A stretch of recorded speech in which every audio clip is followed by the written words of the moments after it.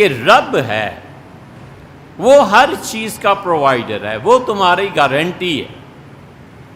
بہت سے فلسفی آئے، انہوں نے کہا پروردگار کے نام سے کوئی چیز نہیں، یہی رب ہے۔ جب فارسی میں گیا تو اس کا ترجمہ پروردگار ہو گیا، اسے ہی آپ خدا کہتے ہیں۔ خدا، رب، پروردگار تین زبانوں کے تین الفاظ ہیں۔ اور پرورش کرنا یہ اردو میں استعمال ہوتا ہے، پروردگار اپنی مخلوق کی پرورش کرتا ہے، اور جو پرورش کرتا ہے وہ پروردگار ہے۔ اس لیے نیا فلسفہ آیا، دنیا نے اس کو تشہیر بھی کی، اور ان آخری 3 صدیوں میں سب سے بڑھ چڑھ کر جس فلسفے کی تشہیر ہوئی وہ یہ کہ مذہب افیون ہے، اور مذہب بالکل برباد کر دینے والی چیز ہے، اور یہ تباہی کا باعث بنتا ہے، افتراق اور انتشار کا باعث بنتا ہے۔ لہٰذا رب کو اس کے مقام سے ہٹا کر وہاں پر ایک سسٹم قائم کرنا چاہیے، اور وہ سسٹم سوشلزم نے دیا اور کمیونزم نے دیا۔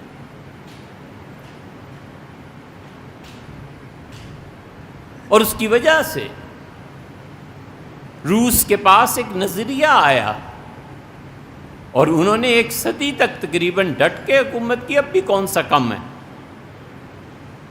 300 سال میں، پچھلی 3 صدیوں میں مسلمانوں نے کتنے فلاسفر پیدا کیے، مسلمانوں نے کتنے سائنسدان پیدا کیے۔ کسی جگہ چلے جاؤ، اسپتال میں چلے جاؤ، ایٹامک تھیوریز میں چلے جاؤ، میڈیکل میں چلے جاؤ، انجینئرنگ میں چلے جاؤ، کسی جگہ جو پہنچ کے دیکھو اور غور کرو کہ کیا ان میں سے کوئی ایک چیز ایسی ہے جو ہم نے خود ایجاد کی ہو اور مخلوق خدا کو فائدہ پہنچا۔ ہم سب اس طرف جا رہے ہیں جو 1000 سال بھی چلتے رہے تو آگے پھر کھڈے ہی کھڈے ہیں۔ اللہ نے صاف قانون کے طور پر بتا دیا تھا کہ اما ما ينفع الناس، لوگوں جو انسانوں کو نفع دینے والے افراد اقوام ہیں، وَيَمْكُثْ، اللہ انہیں زمین پر باقی رکھے گا، اور جو دنیا کو فائدہ نہیں پہنچائیں گے ہم انہیں ایسے بہا دیں گے جیسے سیلاب میں پانی تنکوں کو بہا دیتا ہے۔ کیا جاندار بات کہی ہے۔ بدر کے بعد جب مسلمان جیت گئے اور کافر ادھر قتل ہوئے، اللہ نے کہا لِيُحْيَىٰ مَنْ حَيَّ عَنْ بَيِّنَةٍ، ہم نے بدر کے فیصلے سے تمہیں سکھایا ہے جس آدمی کو بھی دنیا میں رہنا ہے، جینا ہے، دلیل کے ساتھ جیے گا۔ وَمَنْ هَلَكَ يُهْلِكُ عَنْ بَيِّنَةٍ، اور جو برباد ہوگا وہ دلیل کے ساتھ برباد ہوگا۔ دلیل چاہیے بربادی کے لیے۔ اب انسان کیا کرتا ہے، خاص طور پہ ہم جیسے لوگ، ہم اپنی بربادی کے لیے کوئی دوسرا تلاش کرتے ہیں۔ جی فلاں نے یہ نہ کیا ہوتا تو یہ نہ ہوتا، یہ نہ ہوتا تو یہ ہوتا، اور یہ کیا اور یہ کیا۔ اپنی بربادی کے ہم خود ذمہ دار نہیں ہوتے۔ یہ زبانیں جو چلتی ہیں یہ اپنی بربادی خود پیدا کرتی، اس لیے رب کو اس کے مقام سے ہٹا دیا۔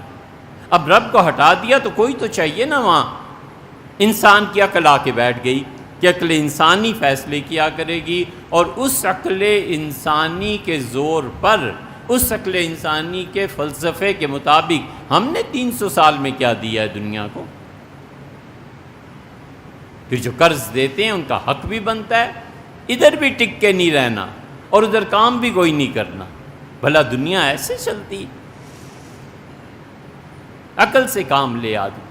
ما ينفع الناس، اللہ نے کہا جو نفع دیں گے یمکث، ہم انہیں قائم رکھیں، اور جو انسانوں کو نفع نہیں دے گا ہم ان لوگوں کو ایسے مٹا دیں گے جیسے تنکے کو سیلاب کا پانی بہا کے ختم کر دے۔ 2 راہیں ہو گئیں، ایک راہ آخر پہ پہنچے تو رب آ گیا، اور دوسری راہ آخر پہ پہنچے تو عقل آ گئی۔ سوسائٹی کیسے بنے گی؟ سوسائٹی انہوں نے کہا اس طرح سے بنے گی کہ تم پروردگار کی حیثیت اپنے پاس رکھو، لوگوں کے کھانے کا، کپڑے کا، رہائش کا، ان سب چیزوں کا بندوبست تم کرو۔ فرد کی ملکیت نہیں رہے گی، فرد اپنے گھر کا مالک نہیں ہے، نہ بنا سکتا ہے، گورنمنٹ پرووائڈ کرے گی۔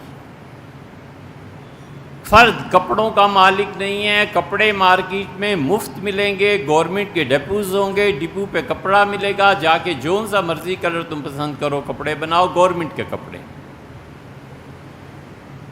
مکان مفت ملیں گے، اور جو کچھ تم کرو گے، جو کھیتوں میں اگاؤ گے، جو فیکٹریز میں تمہاری محنت کے بعد پروڈکٹس نکلیں گی اور فروخت ہو کر اس کا جو نفع آئے گا، یہ سب گورنمنٹ کا ہے، نہ گندم تمہاری، نہ کپاس تمہاری، نہ گنا تمہارا، نہ فیکٹریز تمہاری، کچھ بھی نہیں، یہ پیسہ گورنمنٹ کے پاس، اور گورنمنٹ آپ کے لیے روٹی، کپڑے اور مکان کا بندوبست کر دے گی۔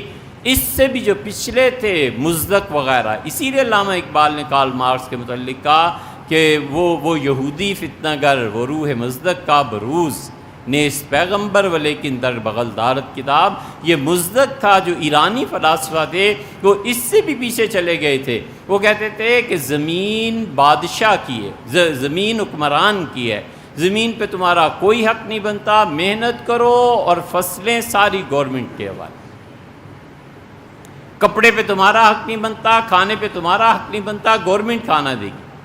عورت کو بھی انہوں نے نیشنلائز کیا، اور انہوں نے کہا کسی عورت پہ کسی مرد کا کوئی حق نہیں بنتا، جہاں ہم چاہیں جو عورت جس کو دے دیں، بس وہ اس کے لیے ایک عورت ہے، وہ جب چاہے چھوڑ دے، جب چاہے رکھ دے۔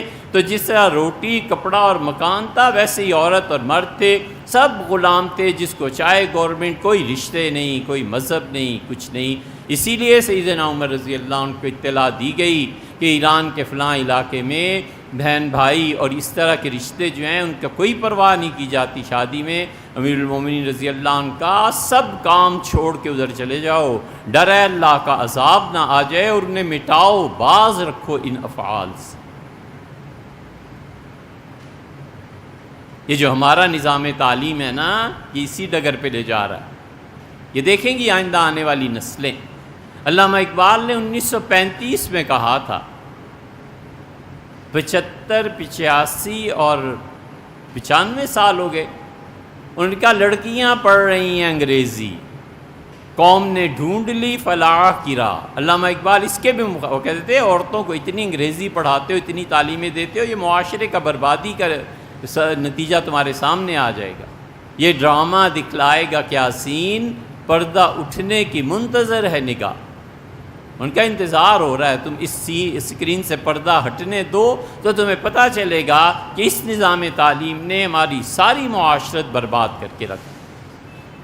ان فلاسفہ کی عقل تھی کہ انہوں نے کہا آخر پہ پہنچ کے عقل انسانی، انبیاء علیہ السلام نے سکھایا، انہوں نے کہا آخر پہ پہنچ کے رب پروردگار وہی بارشوں کو برساتا ہے، وہی زمینوں میں چیزیں پیدا کرتا ہے، وہی مالک ہے، اور جتنا تمہارا مال ہے وہ تقسیم کرنے کا حق رکھتا ہے، وہ اتھارٹی ہے، وہ بتائے گا کہ زکوٰۃ اتنی دینی ہے، وہ بتائے گا کہ فطرانہ اتنا دینا ہے۔ تم اپنے پاس سے اگر تقسیم شرعی کو چھوڑ کے عقلی تقسیم کرنے لگو گے، اپنی عقل کو استعمال کر کے تقسیم کرنے لگو گے، تو وراثت کا نظام گڑبڑ ہو جائے گا، زکوٰۃ کا نظام گڑبڑ ہو جائے گا، فطرانہ گڑبڑ ہو جائے گا، قربان، جتنے دین کے شرعی معاملات ہیں، مال تم اپنی مرضی سے جب تقسیم کرو گے تو ایک طرف تو اللہ کی بغاوت کرو گے، اور دوسری طرف ہم نے جو نبی بھیجے ہیں علیہ الصلوۃ والسلام، ان کا منصب ہے کہ وہ تمہیں بتائیں،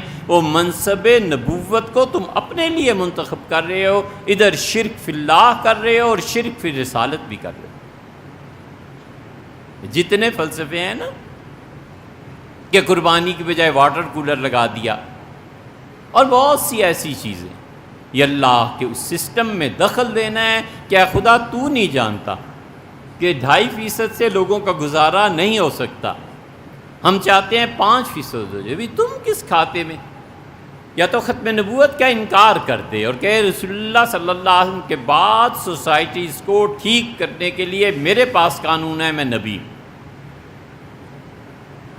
نبوت اس بات کی ذمہ دار ہوتی ہے کہ انسانوں کو سکھائے کیا کرنا ہے۔ اسی لیے ایک نبوت کی مدت پوری ہو گئی، پھر دوسرے، پھر تیسرے، پھر سوسائٹی میں چینجز آ گئی۔